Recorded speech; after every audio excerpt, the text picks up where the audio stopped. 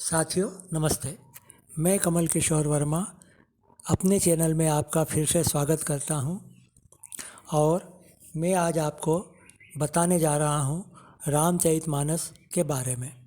कलयुग केवल नाम आधारा, सुमिर सुमिर नर उतरहि पारा।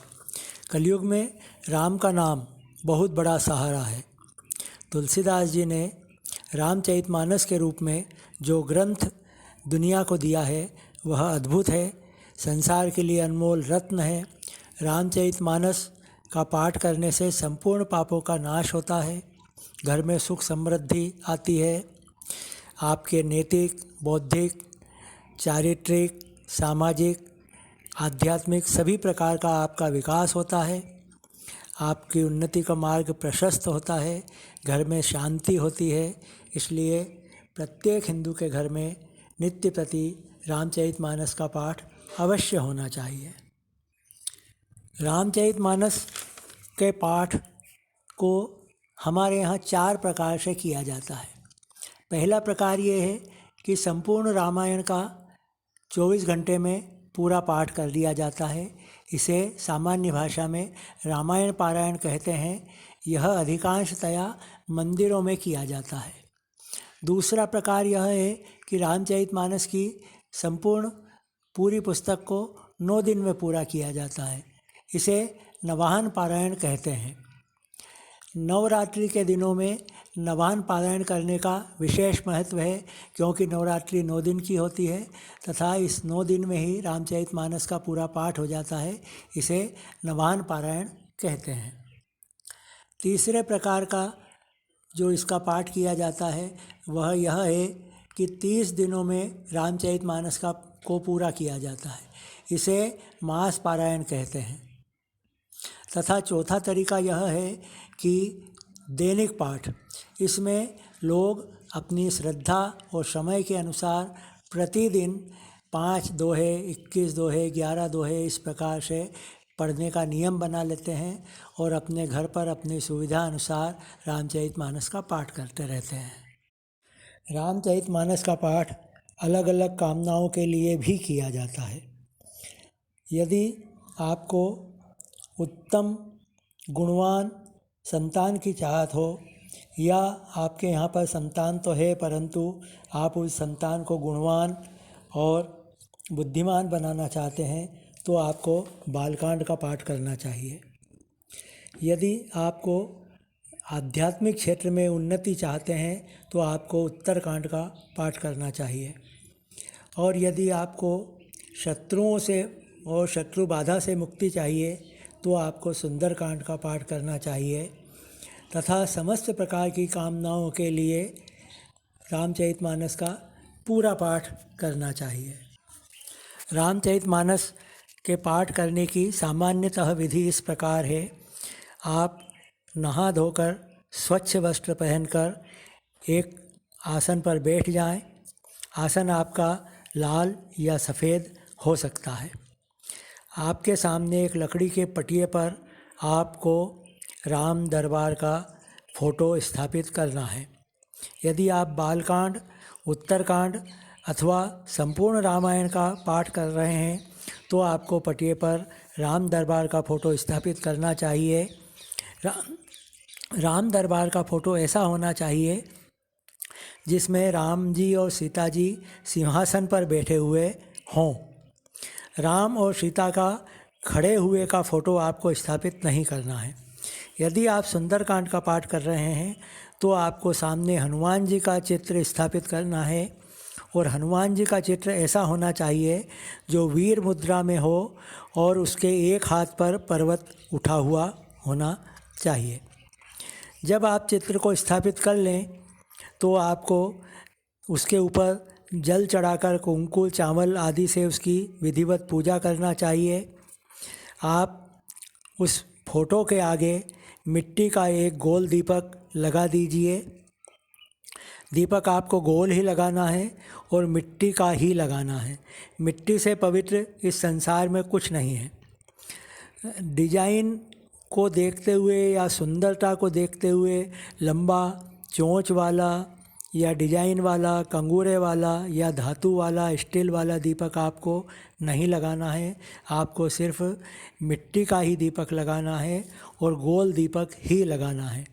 और इस गोल दीपक में आपको खड़ी फूल बत्ती लगाना चाहिए। तथा यदि आप सुंदरकांड का पाठ कर रहे हों तो उस दीपक में आपको सरसों का तेल डालना है। और यदि आप बालकांड या उत्तरकांड या फिर संपूर्ण रामचरितमानस का पाठ कर रहे हैं तो आप उस दीपक में या तो घी डालिए या तिल्ली का तेल डालिए। यदि आपने दीपक में सरसों का तेल डाला है तो आपको उस दीपक में पीली सरसों के कुछ दाने डाल देना है।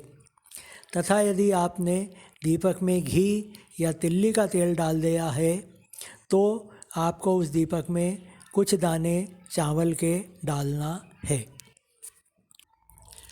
जब आप दीपक लगा लें तो आप सामने जो आपने चित्र स्थापित किया है उसकी विधिवत पूजा करें और उस फोटो के सामने एक प्लेट में या किसी पात्र में मिठाई, गुड़, चना, मिश्री आदि का भोग भगवान के सामने रख दें। तथा उसमें यदि आपने राम सीता के राम दरबार का फ़ोटो लगाया है तो आपको उस पात्र में मिठाई आदि के साथ में एक तुलसी का पत्ता भी लगाना है। और यदि आपने हनुमान जी का चित्र सामने लगाया है तो आपको उसमें तुलसी का पत्ता नहीं डालना है।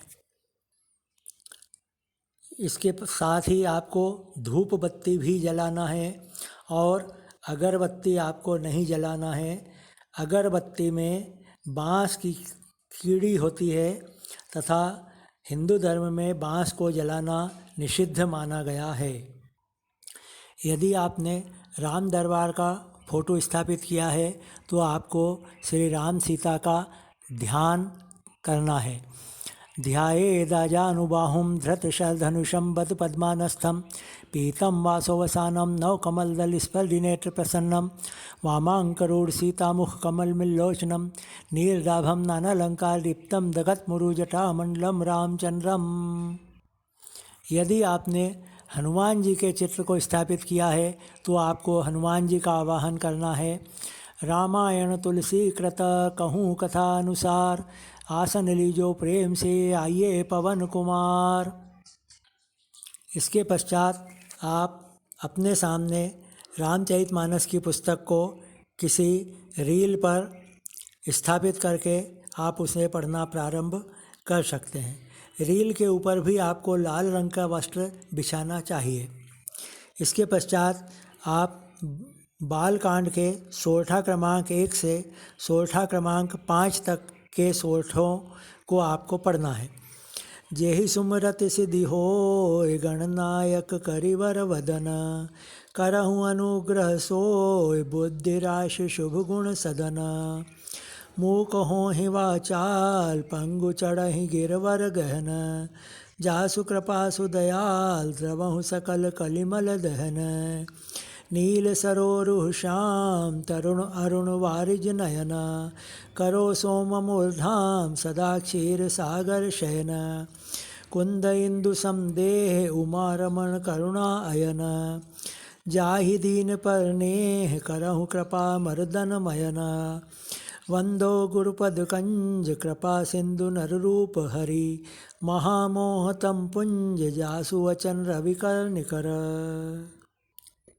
इसके पश्चात आपको सोरठा क्रमांक 16 पढ़ना है। वंदेउ अवध भुआल सत्य प्रेम जेहि राम पद, बिछुरत दीन दयाल प्रियतन तृण इव परिहरेऊ। इसके पश्चात सोरठा क्रमांक 17 प्रवणहु पवन कुमार, खलवन पावक ज्ञान घन, जासु हृदय आगार बसहि राम शर चाप धर। इसके पश्चात रामचरितमानस की पुस्तक का पाठ आप जहाँ से भी शुरू करना चाहें वहाँ से आप शुरू कर सकते हैं।